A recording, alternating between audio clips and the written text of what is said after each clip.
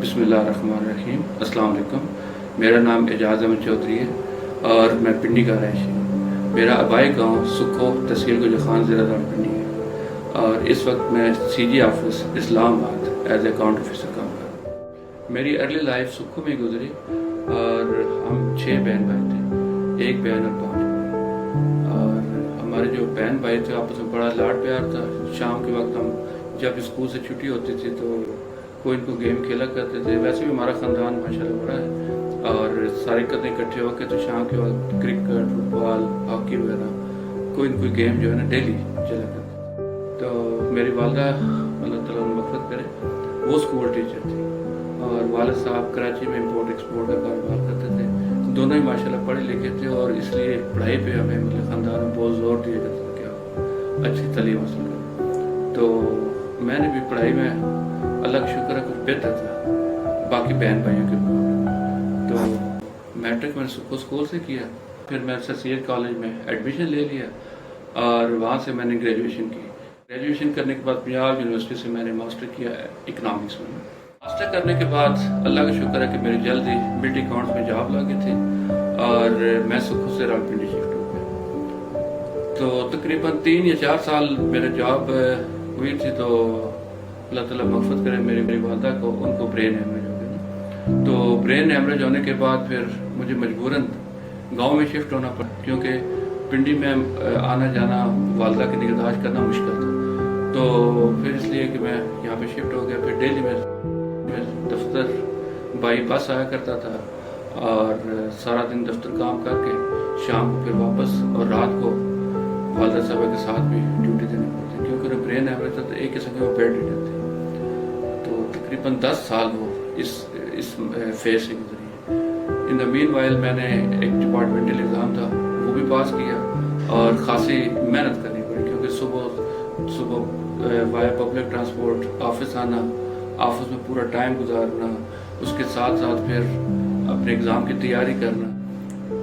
1990 میں میری جب والدہ بیمار ہوئی، برین ہیمریج ہو گیا، تو پھر ہمارے لیے خاصا مشکل اس لحاظ سے تھا کہ ایک تو یکدم ان کی بیماری اور بہت بڑی بیماری آ گئی، اور میرے لیے خاص کر مسئلہ یہ تھا کیونکہ میں روز پنڈی آنا پڑتا تھا سکھو سے، تو سب سے پہلے پبلک ٹرانسپورٹ کے ذریعے پنڈی آنا تھا، پنڈی آ کے پھر پورا دن سروس دفتر میں گزارنا، دفتر میں گزار کے اس کے بعد پھر واپس جانا، رات کو پھر والدہ صاحبہ کے ساتھ ان کی تیمارداری کرنا، میڈیسن دینی، رات کو وہ کیونکہ برین ہیمریج اس کی یادداشت بھی ڈسٹرب ہو گئی تھی اور رات کو پھر بار بار اٹھتی بھی تھی، تو اس حوالے سے پھر رات کو کافی ٹائم ان کے ساتھ گزارنا۔ ساتھ ہی ڈپارٹمنٹل ایگزام کی بھی میں نے تیاری شروع کی ہوئی تھی، اور اللہ کا شکر ہے کہ میرے سروس جوائن کرنے کے بعد تقریباً 7 سال کے بعد میں نے ڈپارٹمنٹل ایگزام جو پروموشن ایگزام تھا وہ اللہ کا شکر ہے کہ پاس کر لیا تھا ٹائم۔ اور جب یہ 10 سال گزرے، والدہ کا جب انتقال ہو گیا، تو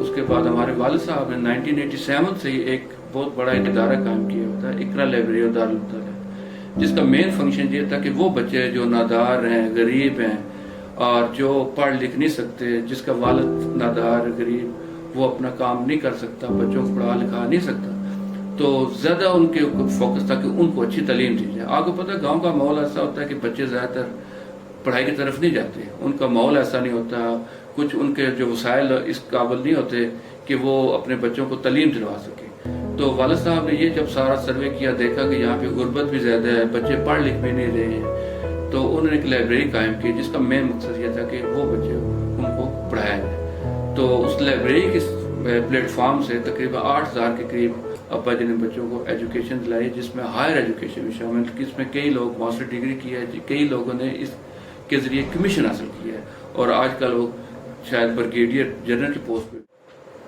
اقرا لائبریری کے ساتھ ہی والد صاحب نے ایک اور جو بڑا کام کیا تھا، ایک دستکاری سینٹر قائم کیا تھا۔ یہ تقریباً 2 کنال کی ایک علیحدہ سے قطع اراضی لے کے اس کے اوپر بڑی زبردست بلڈنگ بنوا کے، اور اس کے پیچھے بھی یہ محرکات ہے کہ جو عورتیں جوانی میں بیوہ ہو جاتی ہیں یا جو والدین اپنے بچوں کو پڑھا لکھا نہیں سکتے، تو ان کو دستکاری سینٹر کے ذریعے ان کو جو ہے نا سلائی کڑھائی کے لیے کچھ تربیت دی جاتی تھی۔ اس کے لیے باقاعدہ 6 مہینے کا کورس، 3 مہینے کا کورس وہ کروایا جاتا تھا، اور اس کورس کے بعد وہ بچیاں اس قابل ہو جایا کرتی تھی کہ وہ اپنے ख़ानदान کے لیے کچھ نہ کچھ کر سکیں. تو مجھے بھی اللہ کا شکر ہے کہ والد صاحب کی اس کام کے سلسلے میں جو بھی انہوں نے کام کیا میں بھی اس سسٹم کا حصہ رہا ہوں. والد صاحب کے ساتھ کام بھی کیا ہے اور ان کی ہیلپ آؤٹ بھی کی ہے, اور اللہ کا شکر ہے کہ ساتھ ساتھ ان کا جتنا بھی کام تھا اس کو بھی ہم نے باقاعدہ شولڈر دیا اور شیئر کی. سن 2011 میں والد صاحب بھی فالج کا اٹیک, ان کے اوپر فالج کا اٹیک ہو گیا جس کی وجہ سے وہ بھی بیڈ ریڈن ہوئے. تقریباً 7 سال بیمار رہنے کے بعد سن 2017 میں اللہ تعالیٰ کا وہ بھی پیارے ہو گئے. اور اب اس وقت میرے 3 بچے ہیں, 1 بیٹا اور 2 بیٹیاں. میرے بچوں کے لیے یہی پیغام ہے کہ وہ خوب محنت کریں, دن رات محنت کر کے ملک کی ترقی کے لیے اہم کردار ادا کریں.